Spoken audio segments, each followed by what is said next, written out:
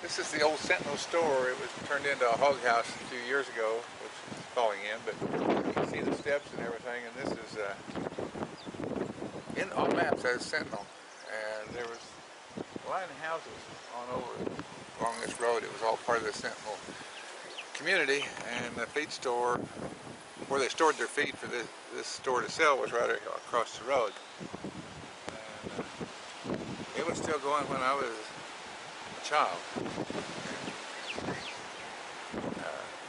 I know that would have been in the 50s, I guess, was when it shut down. So, is this the shop you were just talking about where you bought soda and stuff? Yes.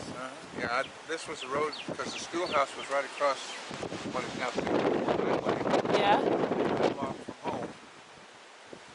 All three of us kids would by here and over to the schoolhouse. And like I say, pop was a nickel. If you had your replacement bottle, pop was a nickel a bottle. So we'd try to get a nickel as often as we could and stop by here and buy a bottle of pop.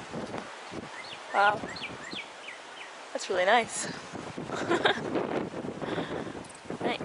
It started out, this was what started out when they put this building up. It was called Ron Stand. You can see kind of a place where there used to be looked like a well house, but it wasn't. It's where they brewed the whiskey. Right over there? Right down there. Another little building, but that's where they actually brewed the whiskey.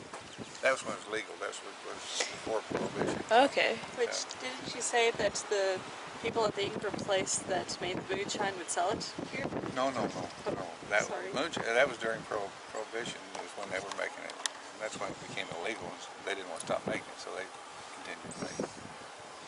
Okay. Anyway, that's what this is. Cool. Nice old building.